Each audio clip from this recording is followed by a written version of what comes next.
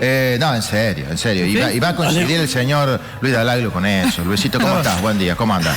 Está bien. ¿Qué tal, Luis? ¿Cómo andas, Luisito? ¿Cómo estás? Fantástico. ¿Qué haces? ¿Todo bien? Bueno, no, pero en serio. Íbamos a salir a tomar un café, pero ahora no. ¿Quién iba? Vamos a hacer una lectura ahora. A ver, hay millones, la gente yo creo que ya a esta altura está cansada de todo esto, pues ya las elecciones pasaron y me parece que lo concreto es los datos que se extraen a partir de las urnas, que son las que hablan. Sí, así que... además siempre tenés que fijarte que las encuestas como tal, digamos, no es un problema de las encuestas, es un problema de los encuestadores, que son dos cosas diferentes. Las herramientas de investigación están y son nobles. Lo que pasa es que el problema está en la interpretación y lo que está pasando con la sociedad, que como lo hablábamos la semana pasada con vos, creo también, hay un 20% de la población que se decide el mismo día de la elección. Digamos, es la necesidad de ser. Hasta el propio Javier Milei anoche confesó que lo sorprendió el resultado, sobre todo en la provincia de Buenos Aires, que fue una remontada. Pero es más, Santilli dijo... La verdad que no esperaba estar acá esta noche. El propio Santilli esperaba estar acá en el escenario. Pero además, a ver, Luis, ¿quién iba a esperar? Hablemos de Buenos Aires.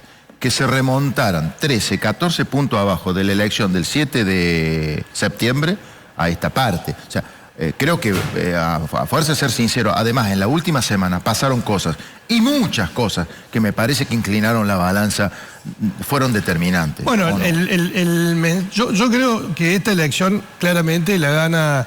Hay un protagonismo de la gente que es fantástico, que para el análisis sociológico y político es fabuloso, porque viene protagonizando... Esta no es la primera elección donde la gente se convierte en la noticia de lo que genera como novedad política, ¿no? Y que después deja a todo el mundo tratando de encontrarle una explicación a los resultados. Pero lo cierto también es que pasaron cosas, como decís vos, porque hubo un hecho muy importante el 10 de octubre, que fue la reunión en la Casa Blanca con Trump, donde Trump dijo algo que a nadie, ni al mercado se le pasó por alto, porque automáticamente reaccionó, que dijo que si no ganaban la elección de Trump... Nos vamos, nosotros nos vamos, dijo Trump. No íbamos a ser generosos con la Argentina. Eso. Y lo puso... Mira, Ramiro Agulla, que es un publicista muy importante, que yo anoche lo volví a tuitear, a retuitear, porque él apenas pasó eso dijo, qué fantástica campaña del miedo la de Trump y la de Milei. Lo hizo, pero apenas había terminado ahora. Y la verdad que se usa mucho la campaña del miedo. ¿Te acordás la campaña del buque que decía Macri en el año 2018, 2017? No algo pasó, Luis. Y en el medio fueron pasando cosas que incluso hay que ponerle un gran acento a lo que está haciendo la sociedad con las elecciones, cómo está usando los instrumentos de la democracia y la población. Yo lo he escuchado hoy a Edgardo Moreno en la mesa de los martes, que fue hoy lunes, que la hizo con Petete y con Carlitos Sagristani, y él hablaba de la nueva racionalidad política que está teniendo la sociedad. Y es muy interesante. Yo te traje unas conclusiones que las puso en un Twitter anoche, pero que coincido rápidamente con Edgardo, porque ahí está el gran foco al que hay que ponerle la mirada en términos políticos. Bueno, rápido, esto es lo que pasó ayer. Estos habían sido los pronósticos nuestros, agosto, septiembre, octubre y noviembre, de la participación electoral. Se confirmó una participación baja, alta para las elecciones que se venían dando en elecciones provinciales, en Capital Federal, Santa Fe, etcétera. Un 65% es baja respecto de la historia de las elecciones de medio término en Córdoba. La más baja había sido la de la pandemia del año 2021, con el 67.6, que había sido una cosa extraordinaria. Bueno, 65.1. Estamos hablando, no vamos a decir de una pandemia de credibilidad o de confianza o de legitimidad, pero evidentemente hay un problema, que la gente no está yendo a votar. Igual mejoró un poquito, porque ayer a las 12:30 en el corte que había era el 23%, menos del 23%. Claro. Las proyecciones hablaban de que 40-50% iba a ser la participación. Iba a ser muy baja, exacto. De todas maneras, también pasó esto, ¿no? Que explica en parte... Esto es Córdoba. Que esto explica en parte lo que ocurrió ayer, la decisión de la gente de un 10% de sumarse a la participación. Esto también impacta en los resultados electorales e impacta en la lectura de las encuestas si no lo interpretas bien. Entonces esto lo veníamos advirtiendo, que estaba habiendo un fenómeno a partir del incremento de la gente que decía que iba a participar de la elección y que ya iba con una idea de voto. Vamos a la placa que sigue y vamos a ver otro aspecto más. pone en perspectiva el resultado de ayer, que fue sorpresivo, que fue contundente, que fue muy importante, pero que también es común para las elecciones de medio término. Estas son elecciones de medio término en la provincia de Córdoba. Mirá la elección del 2021, ayúdame la diferencia entre Juntos por el Cambio y Hacemos por Córdoba. ¿Qué dice ahí? Porque no veo desde acá. 54 a 25. Sí, y la diferencia son 29-1, ¿leo bien?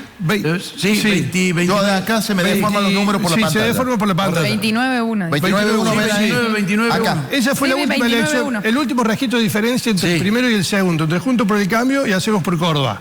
Eso fue en la última elección de medio término en Córdoba. Exacto. Bien. Ayer fue del 14. Después tuviste esta de 18 puntos. Sí. En el 2017. Allá gobernaba Alberto Fernández, acá gobernaba Mauricio Macri. Sí, señor. Mira 2013, ¿te acuerdas que veníamos del problema? Bueno, hubo una diferencia menor, pero acá no estaba la coalición armada. Exacto. Claro. Acá iban los partidos individualmente, los que después, UCR, Unión Cívica Radical y el PRO y el Frente Cívico armaron Junto por el Cambio, ¿no es cierto? 2013 es cuando Massa rompe con Cristina. Con Cristina, exactamente. Y tenemos una elección del Frente para la Victoria que fue Carolina Escoto, la candidata, que hizo una elección, fue una de las mejores elecciones que hizo el kirchnerismo en Córdoba. Y la elección del 2009, que también, si vos sumás solamente el Frente Cívico con la UCR, que después se asociaron, ya tenés casi el 60%. O sea, y las diferencias acá no eran tan importantes porque era competencia de partidos contra partidos, pero cuando se armaron en coaliciones, las diferencias se estabilizaron en números muy altos. Había sido del 30,5 en el 2017 y del 25 en la elección. De manera que el 14% de ayer, que tiene un impacto político más grande que lo que cuantitativamente está manifestando, digamos, lo que es la historia de medio término. Vamos a la placa que sigue para ver. Este es un resultado que nosotros tuvimos el jueves, que nosotros lo comunicamos, obviamente, lo teníamos, y es como hablar recién con el doctor Lastreto. Este es un análisis clínico para parafrasear a los médicos, ¿sí? Es cuando vos vas al médico y te hace el análisis clínico. Y la clínica del médico, ¿sí? Lo que él veía, no se correspondía con... O sea, el análisis político no se correspondía con este diagnóstico. La verdad que nosotros lo subestimamos, pero ese jueves, el jueves pasado, nosotros teníamos esta diferencia. ¿Sí? A favor de la libertad avanza. A favor de la libertad avanza. Con lo cual nosotros no le asignamos importancia en el resultado, dijimos, probablemente se dé, nosotros comunicamos una diferencia a favor de la libertad avanza, pero mucho más competitiva. ¿Qué pasó? El resultado, había un diagnóstico político que se hacía, digamos, en términos de los periodistas, los políticos, los consultores, y había un diagnóstico político por parte de la gente, ¿sí? Que me parece que, y ya lo vamos a ver después las conclusiones, es lo que claramente está pasando los lunes. Hay una falta de sintonía entre el diagnóstico político previo, que hacemos todos, y el que hace la gente, ¿sí? Por eso vota como vota después. Pero esto ya era un resultado. Y aprovechando esto, que estaba muy cerca, sacó el 42% finalmente. Bueno, esto es sobre el voto emitido. Si vos lo tiras sobre el voto emitido, es el 40% lo que sacó Roca ayer. O sea que está muy... Vamos a ver quién votó por Roca. Con Natalia de la Sota te dio... Estuvo muy... Te dio 8,79. Sí, sacó. exactamente.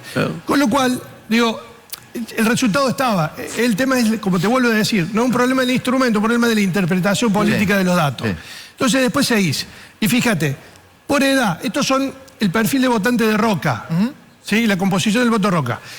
El 50,3% de los chicos lo votó Roca. Claro. O sea, se sigue ratificando que la libertad avanza, mantiene, digamos, una... ¿Y cómo baja a medida que va subiendo en la escala etaria, ¿no? Es decir, a mayor edad, menos votos para la libertad avanza. Hombres y mujeres, más hombres que mujeres, ¿sí?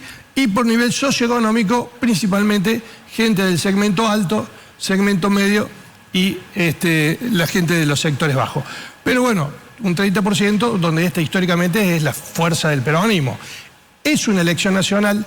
Ya ha quedado demostrado que entre los resultados de una elección nacional y las elecciones provinciales hay distintas, no linkean necesariamente, con lo cual hay que ver cómo se termina de acomodar este nuevo panorama político en la Argentina. Y una lectura rapidísima de los resultados de ayer, que lo mandamos anoche.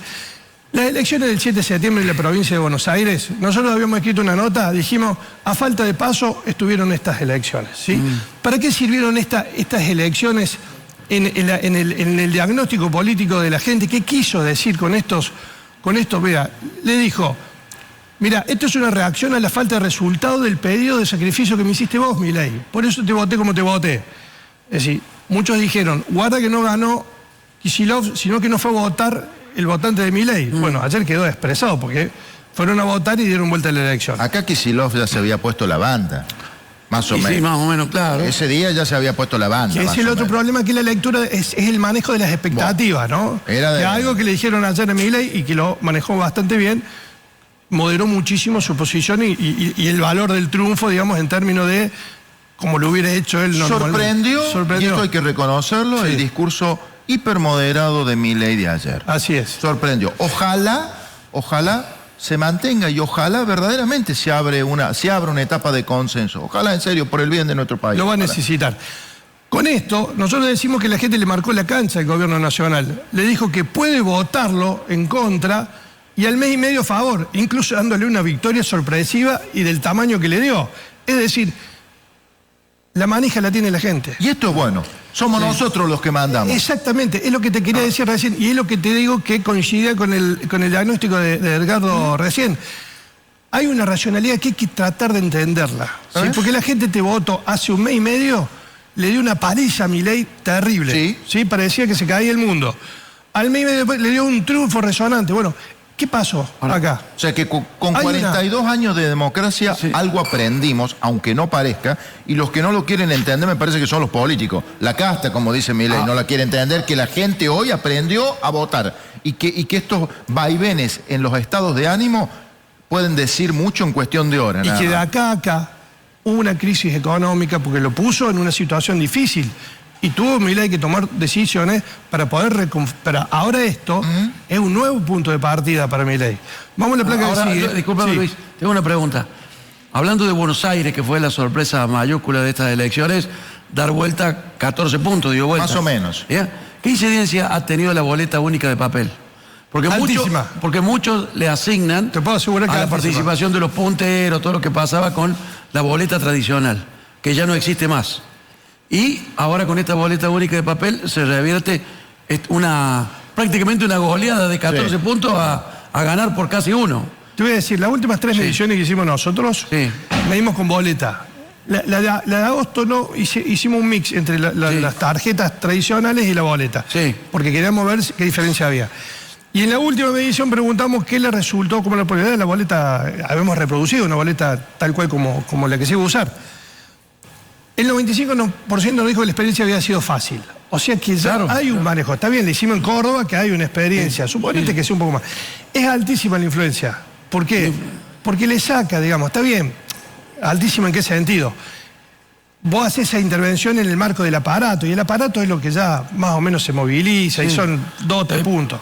Pero son 2 o 3 puntos. Acá la diferencia fue más grande. O sea claro, pero me parece que le quita negocio a los punteros el tema de la boleta. Básicamente. Y que ayer salió Kicillof. Claro, ahora se entiende por qué salió a defenestrar la boleta única ayer al mediodía en una conferencia que dio cuando todavía se estaba votando, ya estaba cuestionando el mecanismo y bueno, quizá esto lo explica. Sí, obvio, claro. Para cerrarte el análisis, en el 7 de septiembre también le había advertido que el rumbo hay que ajustarlo, agregándole más sensibilidad social y que los resultados modifiquen ya no la macroeconomía, sino la microeconomía, el día a día de la gente. O sea, el changuito. La gente se va a quedar parada acá esperando seguir acompañando a Milei. Además dejó claro que en el medio no hay nadie, no hay representantes, no hay partidos políticos, no hay coaliciones, hay instrumentos electorales que facilitan tácticamente intereses políticos de la sociedad en determinados momentos. ¿Qué quiere decir esto? Hoy los políticos son instrumentos tácticos de una necesidad coyuntural de la gente. ¿Te queda una plaquita más? No sé si... sí, es una más. Porque te quiero hacer una pregunta para el final. Es el fin de la representación política tradicional. Esto es una aseveración. Hay que seguir validándolo. Y queda claro. Y le da paso a un protagonismo popular que sigue generando sorpresas electorales. Después de la difusión de los datos de anoche, o sea, pasa que esto fue otro gran dato, ¿no? Rapidísimo tuvimos los resultados electorales que obedece lo que dice la baja, que es la boleta única. quedó el ruido desconcertante del resultado que no puede ser entendido de otra manera que no sea desde la simpleza del sentido común de la gente. Claro. ¿Qué votó la gente en definitiva? Nada para atrás, y hasta que no haya algo nuevo y mejor, se quedan con lo nuevo y tal vez lo menos peor. Después lo voy a charlar con los compañeros, vamos a hacer un pequeño análisis, pero antes desde la que se te viene. Sí. No, te quiero hacer una pregunta, Luis, por la experiencia que vos tenés. Hubo yo creo que un gran derrotado que fue Schiaretti ayer. Yo creo que el oficialismo de Córdoba no esperaba esa derrota. La pregunta es, ¿fue debut y despedida de Provincias Unidas o le ves vida a esta coalición de Provincias Unidas? Va a depender mucho. ¿Cómo lo ves vos? Yo creo que va a depender mucho de lo que los gobernadores asuman o la lectura que hagan a partir del resultado de ayer. Porque si la construcción política de Provincias Unidas pasaba solamente por un resultado electoral, bueno, el futuro era una construcción débil. Ya está. Ahora, si no pasaba por ahí y la apuesta realmente es una apuesta política de gobernadores, porque no son dirigentes aislados, son gobernadores de provincias muy importantes. El tema es que Provincias Unidas, en los gobernadores que están en la coalición, no le fue bien. No ganó en ningún lado. No le fue bien. Pero por eso te digo, si la construcción política pasaba solamente por un resultado electoral, era una construcción débil. Ahora el desafío es decir, cómo a pesar de ese resultado electoral débil, le demuestran a la gente que iba más allá de una especulación electoral. Ese es el desafío que creo que tiene Provincias Unidas. ¿Quedó finalmente como tercera fuerza o...? Sí. Sí, ha quedado como tercera. Sí, quedó como con la tercera fuerza. Bueno, Luis, gracias Néstor, por la visita. no, por favor. Un gustazo, en serio, tenerte acá y vamos a seguir atentamente cómo evoluciona. Perfecto. En tu habitual columna, los miércoles. Hoy te hicimos venir antes, así que se sienta a tomar un café, amigo, después. Pero por supuesto, lo espero en el lugar de ley. No, el miércoles te esperamos, Luisito. Dale, Sí, gracias, muy Hasta luego, amable. chao.